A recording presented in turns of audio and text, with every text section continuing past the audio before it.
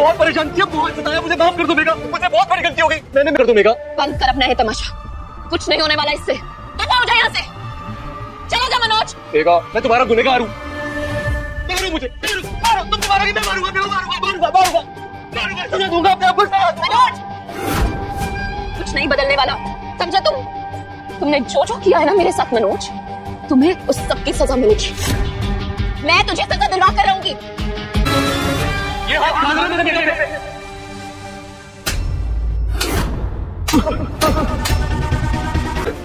बंद कर अपनी बेटी को हाथ लगाने के बारे में भी सोचा ना तो चीर के रख दूंगी। खड़िया मुंडिया, तू इत्थे आके अच्छा किया, हमारी मेहनत बच गई। तुझे मेघा खुराना के साथ धोखाधड़ी और हाथ उठाने के जुर्म में अरेस्ट किया जाता है। चल बेटे बेटे, तो मेरी हर जन्म की साथी हो, मैं इसे इतनी आसानी से पीछे नहीं छुड़वा पाऊंगी।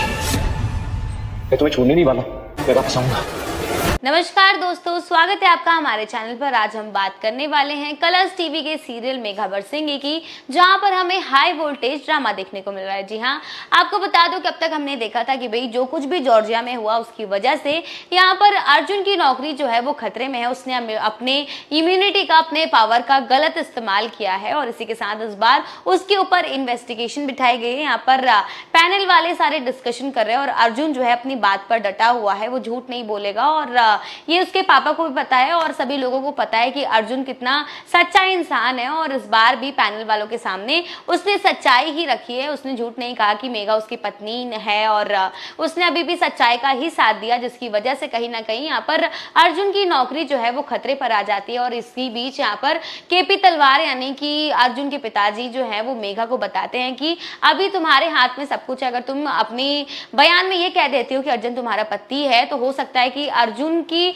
नौकरी जो है वो बच जाए। और इसी के साथ आने वाला एपिसोड में हमें देखने को मिलता है कि किस तरीके से मेघा अर्जुन की नौकरी को बचाने के लिए धरना प्रदर्शन पर उतर पड़ती है। जी हाँ, इस बार ऑफिसर्स के डिपार्टमेंट के सामने मेघा पहुंच जाती है काफी सारी औरतों को लेकर और अर्जुन की नौकरी को बचाने के लिए। और यहाँ पर हम देख सकते हैं कि किस तरीके से वो पैनल वालों के साथ भिड़ती है और कहती है कि अर्जुन सिर्फ एक ऐसा ऑफिसर है जिसकी वजह से हम छोड़ी हुई औरतों को साथ मिला है, सपोर्ट मिला है। अगर आज वो नहीं होता तो हमारी आवाज कोई नहीं बनकर आ पाता सामने और हमारी आवाज हमेशा की तरह दबा दी जाती है। और कहीं ना कहीं मेघा की इन बातों का बेहद असर होता हुआ दिखाई दिया है। जी हाँ, यहाँ पर पैनल वाले जो हैं वो बेहद गुस्सा तो होते हैं अर्जुन से और अब हमें ऐसा लग रहा है कि भाई मेघा की इस मोर्चा की वजह से बात और भी ज्यादा बिगड़ गई है। अब अंदर जैसे ही पैनल डिस्कशन के लिए अर्जुन जाता है तो यहाँ पर डिपार्टमेंट ऑफिसर्स जो होते हैं वो अर्जुन पर काफी भड़कते हैं और कहते हैं कि ऐसा कभी कुछ भी नहीं हुआ, ये बहुत बड़ा बवाल है, ये सिर्फ और सिर्फ तुम्हारे पर ही नहीं बल्कि हमारे पूरे डिपार्टमेंट पर एक बेहद बड़ा धप्पा हो सकता है। और यहाँ पर अर्जुन जैसे ही बाहर आता है रूम से तो मेघा बेहद क्यूरियस हो जाती है ये जानने के लिए आखिर अंदर क्या हुआ।